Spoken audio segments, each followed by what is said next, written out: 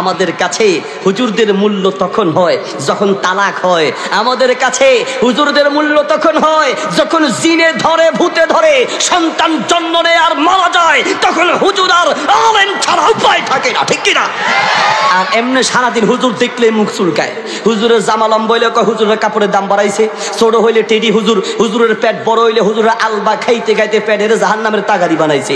দাওয়াত খাইতে যাওয়ার সময় জোরে হাঁটলে হুজুরের আলবা পাইলে দৌড়ের প্রতিযোগিতা দেয়। আহমদুল্লাহ হাফিজাউল্লাহ নাম শুনছেন? আসুন্নাহ ফাউন্ডেশনের চেয়ারম্যান।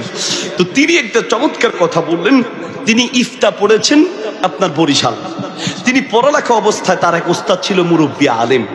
কেউ যদি মাসালা জিজ্ঞেস করতে আসতো সবাইকে মাসালার জবাব দিত, কিন্তু কেউ যদি তালাকের মাসালা নেওয়ার জন্য আসতো উনি ওনার বিছানার নিচে একটা বেত রাখছে। বেত তালাকের মাসালা নিতে আসলে হুজুর তালাক দিছি, আগে এদিকে আসো, বেতটা নিয়ে ঠাস ঠাস করে দুইটা লাগায়া আগে দুইবারই খাও, তারপরে তালাকের জবাব।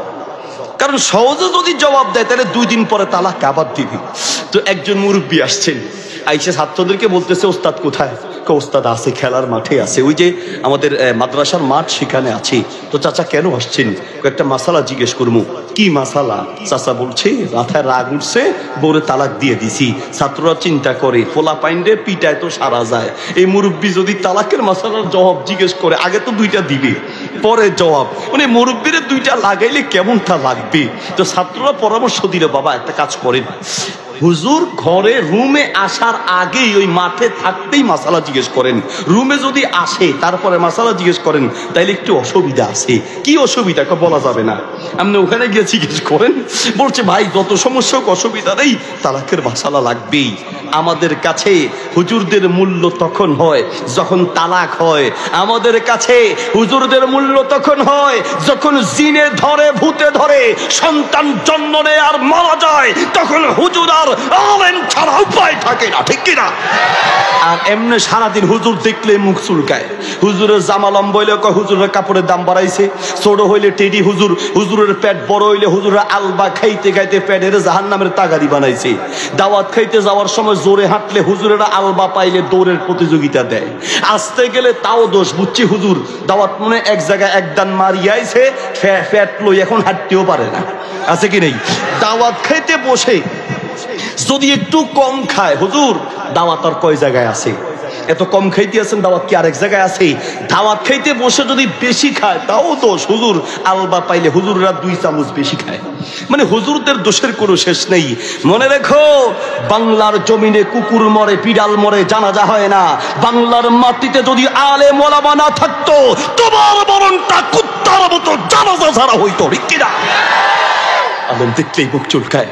তো বলতে চাচ্ছি আলেমদের দাম তখন যখন কি হয়, তালাক ঘটে। তো মুরব্বীরে পাঠাইছে, যাও ওই হুজুরের মাঠে আছে, গিয়ে তারা সেখানে জিজ্ঞেস করেন। গেছে, হুজুরে জিজ্ঞেস করছে কেমন আছেন? আসসালামু আলাইকুম। ওয়ালাইকুম আসসালাম। কেমন আছেন? আলহামদুলিল্লাহ। তো আপনি কেমন আর কেন আসছেন? মুরব্বী মানুষ বলছে, হুজুর আমি তো একটা আকাম করছি। কি আকাম করছেন? হুজুর তালাক দিছি। হুজুর এবার ডাইনিয়ার বামে খুঁজতে আছে, লাঠিটাই তো নাই, তো কি করবে? ছাত্ররা তামাশা দেখতে আছে। শেখ আহমদুল্লাহ সাহেব বলতেছেন আমরা তাকায় তাকায় তামাশা দেখতে আছি, ঘটনা কি ঘটে দেখি। ব্যর্থ নাই, ডানে বামে খুঁজতে আছে, আশেপাশে ছাত্র নাই, কারোর আনতে বলবে, দুম করে চাচার কলারটা ধরে দুম করে 2টা লাগায় দিয়া এরপরে জবাব নেন। আগে 2টা খান, মুরব্বী আলেম তো মাইন্ড করে নেয়, আগে 2টা খান, তারপর হলো তালাকের মাসালা জবাব। বন্ধু কথাটা হাসতে হাসতে বললাম এই জন্য আমাদের সমাজের বাস্তবতা।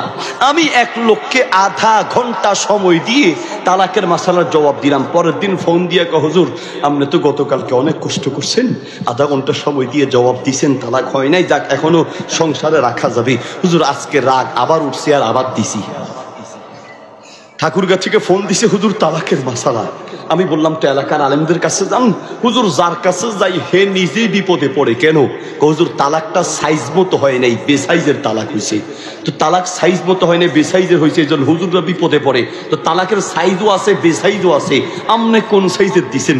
হুজুর আমার মাথার রাগ উঠছে আর মাথা ঠিক আছিল না, রাগের ঠেলায় বউরে বলছি তোরে তালাক, তোর মারে তালাক, তোর আব্বারে তালাক, তোর 14 গোষ্ঠীরে তালাক, তোর 100 200 300 তালাক। কয়শো দিছে? 300। আমি বলছি আপনার গোডাউনে কি আর তালাক আসিল না?